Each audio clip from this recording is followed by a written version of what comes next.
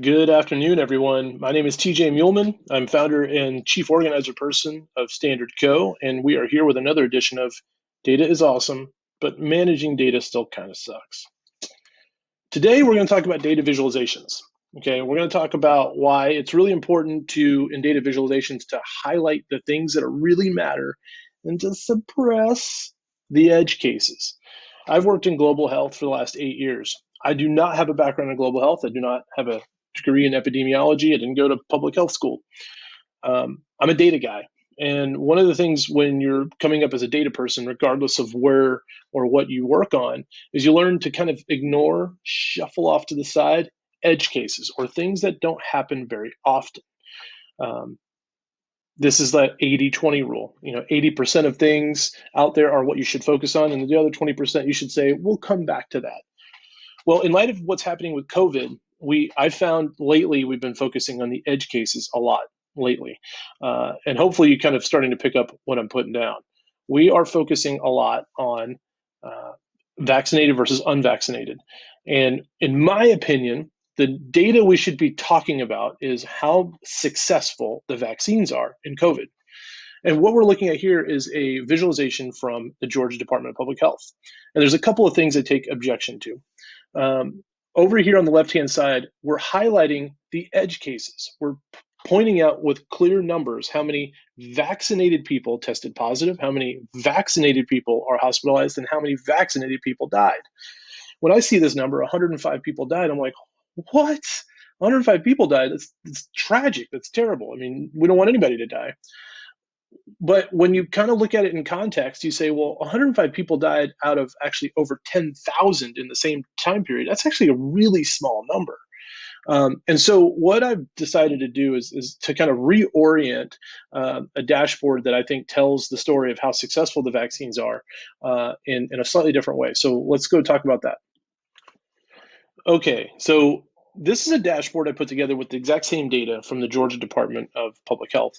And it's using data that we have in COVID mapping project. So this data was really easy for us to come up with. That's kind of the whole point of what we do is we standardize data, make it easy to look at data and understand what's actually happening. So what I decided to do is showcase these two charts, these vaccinated versus unvaccinated deaths and vaccinated versus unvaccinated cases. The reality is, in both scenarios, the vast majority, over 90%, in fact, 99% of all deaths are from unvaccinated people. And instead of showcasing that 105 number, we kind of make it very small. And we'll come back to that here in a moment. These are all the deaths. These are all these green bars are people who are not vaccinated. And down here at the very bottom, you can see this gray chart down here at the very bottom, the average number of people who died every day who were vaccinated. The Georgia Department of Public Health, in fact, very few states are reporting breakthrough data on a daily basis, so we have to average. And the average number of people who die from COVID-19 who are vaccinated in the state of Georgia is somewhere around 0.6 every day. And so that's why this number is so incredibly small. Again, what we're trying to communicate here is if you get vaccinated, you are much less likely to die. Same thing with cases. If you look at the caseload per day, this purple chart, and then that's people who are not vaccinated. And then down here, this breakthrough line down here at the bottom are the people who get COVID who are vaccinated. It's incredibly small. In fact, you can see it's 97.4% of all cases in Georgia from January 1st to August 10th, 97.4% were people who were not vaccinated. And same thing with deaths is that you can move this up.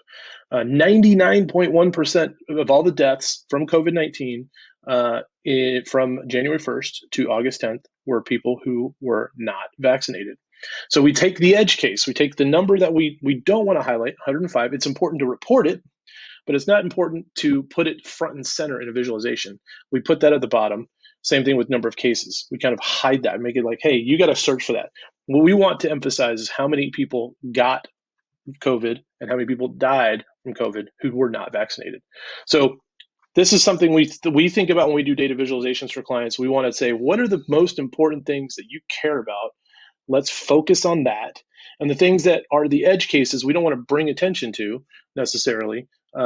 we kind of suppress those things. So I think it's important to kind of be thoughtful about what point you're trying to communicate and use a visualization to communicate that. So hopefully this is helpful. All right, we're back here. So again, the big takeaway here is that we want to communicate how effective the vaccines are, and we want to communicate that the people who are getting sick and the people who are dying are people who have not been vaccinated. And all the other data is just sort of bringing attention to things we don't necessarily want to bring attention to. And those are the kinds of things you want to be thinking about when you're building a data visualization, when you're collecting data, when you're presenting data. What is the most important thing to communicate? And to whom are you communicating it to? That's again a big piece is the audience for the message. We do all this with standard data, as always. Hopefully you found this useful. Like, subscribe, share, tell the world, and spread the word about the work we're doing. Thanks so much.